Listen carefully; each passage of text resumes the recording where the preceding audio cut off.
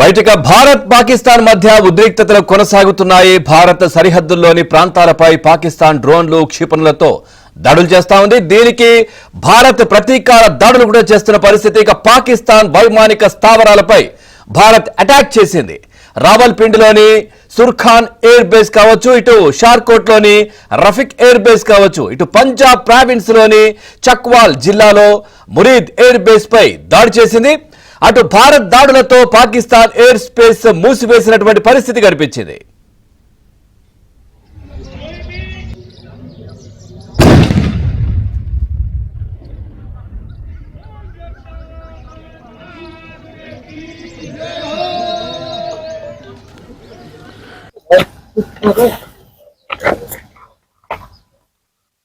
निकल गया बताओ यार भाई इधर साइड देना आपको साइड देना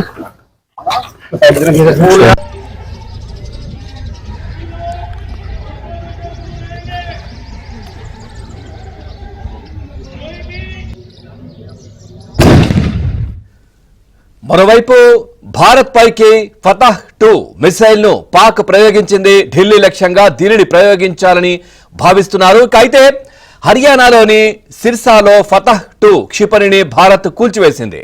అటు అమృత్సర్ లో పాక్ మిసైల్ శకలాలు కూడా లభ్యమయ్యాయి. పాకిస్తాన్ మిసైల్స్ ను భారత్ ఎయిర్ డిఫెన్స్ సిస్టమ్స్ ధ్వంసం చేసింది. అలాగే జమ్మూలోని శంభు ఆలయం సమీపంలోనూ మిసైల్స్ శకలాలు పడ్డాయి. భారత్ సరిహద్దుల్లోని ప్రాంతాలపై పాక్ డ్రోన్ దాడులు చేస్తా ఉంది. వీటిని భారత్ ధీటుగా తిప్పికొడతా ఉంది. ట్యూబ్ లాంచ్డ్ డ్రోన్లను ప్రయోగించే లాంచ్ ప్యాడ్లపై కూడా భారత్ దాడి చేసింది.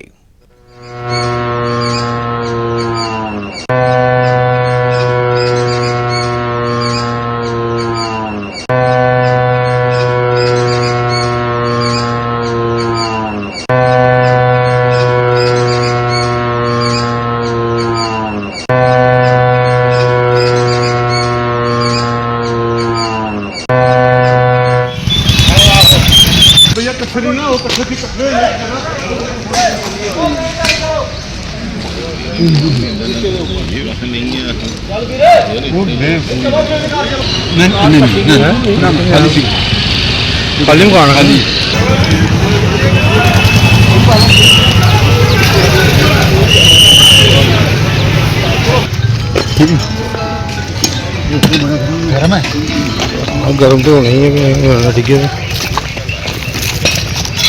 प्रभु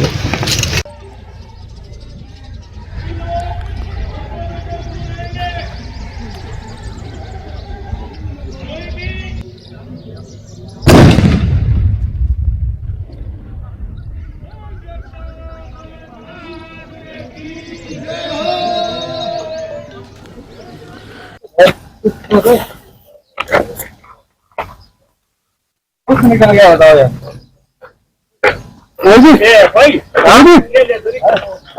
इधर साइड देना आपको साइड देना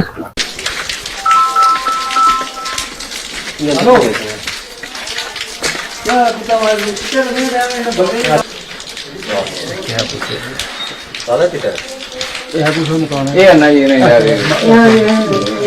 कलम कौन है भारी तो बात हो गया नहीं डैडी तो सच मारा ही नहीं चलना मुझे मैं हूं तो ये होनी सवेरे से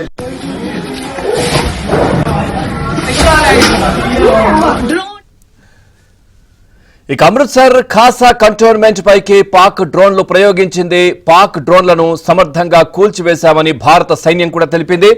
పూర్తిగా పౌరులపై దాడులు ఆమోదనీయం కాదని, ఎలాంటి దాడులనైనా భారత సైన్యం ఎదుర్కొంటుందని కూడా చాలా క్లియర్ గా చెప్పింది. ఇక గురువారం ఒక్కరోజే మనం చూస్తే దాదాపుగా 300 నుంచి 400 టర్కీ డ్రోన్లతో దాడి చేసే ప్రయత్నం పాక్ చేసినటువంటి పరిస్థితి. ఇక కాశ్మీర్ లోని లేహ్ నుంచి గుజరాత్ లోని సరక్రిక్ దాకా 36 నగరాల్లోని ఇటు సైనిక శిబిరాలే లక్ష్యంగా కూడా పాక్ దాడులు చేసే ప్రయత్నం చేసింది. కానీ అత్యధిక డ్రోన్లలో ఎలాంటి ఆయుధాలు కూడా లేనట్టుగా ఇటు మన భద్రతా దళాలు గుర్తించినటువంటి పరిస్థితి. అసలు మన వ్యవస్థ ఏ విధంగా ఉందో తెలుసుకునే ప్రయత్నంలోనే ఆ డ్రోన్లను పంపించినట్టుగా కూడా సమాచారం అంతా ఉంది. ఇక శిథిలాలపై పూర్తిగా దర్యాప్తు చేస్తున్నటువంటి పరిస్థితులు అయితే కనిపిస్తా ఉన్నాయి. ముఖ్యంగా పౌర విమానాలను పాక్ అడ్డుగా పెట్టుకొని ఇటు కుయుక్తులు పన్నుతున్నటువంటి దృశ్యాలు కూడా కనిపిస్తా ఉన్నాయి. అన్నిటినీ సునాయాసంగా చాలా సులభంగా భారత సైన్యం తిప్పికొడుతున్నటువంటి పరిస్థితి బార్డర్లో కనిపిస్తా ఉంది.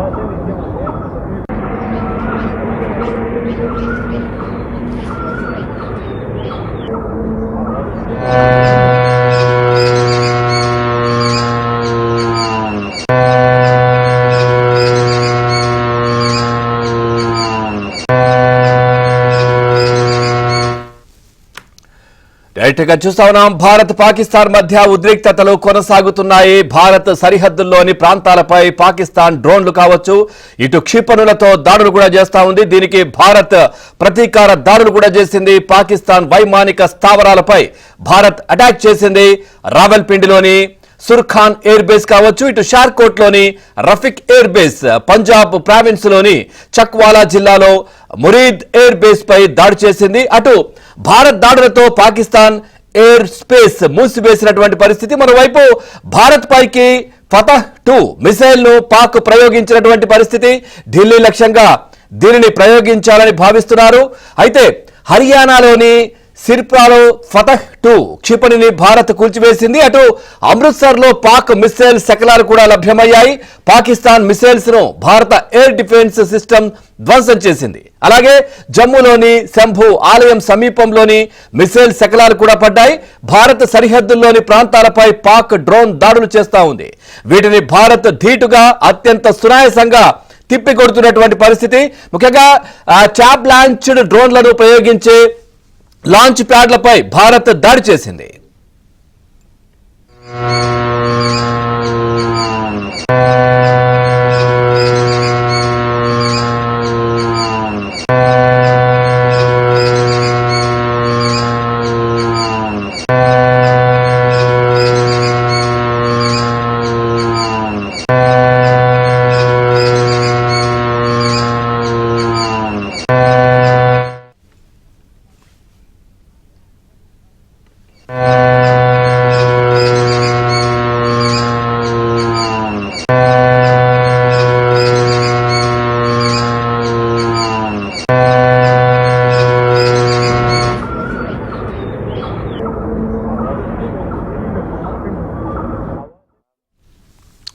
ఇక అమృత్సర్ ఖాసా కంటోన్మెంట్ పైకి పాక్ డ్రోన్లు ప్రయోగించింది. పాక్ డ్రోన్లను సమర్థంగా కూల్చివేశామని ఇటు భారత సైన్యం కూడా తెలిపింది. పౌరులపై దాడులు ఆమోదనీయం కాదని, ఎలాంటి దాడులనైనా భారత సైన్యం ఎదుర్కొంటుందని కూడా చాలా క్లియర్ గా తెలిపింది. అటు S-400 కు ఎలాంటి నష్టం జరగలేదని భారత రక్షణ శాఖ కూడా తెలిపింది. S-400 ను ధ్వంసం చేశారనేది అవాస్తవం అంది. ఇక గుజరాత్ లోని కచ్ సెక్టార్ లో పాక్ డ్రోన్లను L-78 డిఫెన్స్ గన్స్ తో కూల్చివేశామని కూడా చాలా క్లియర్ గా పేర్కొంది.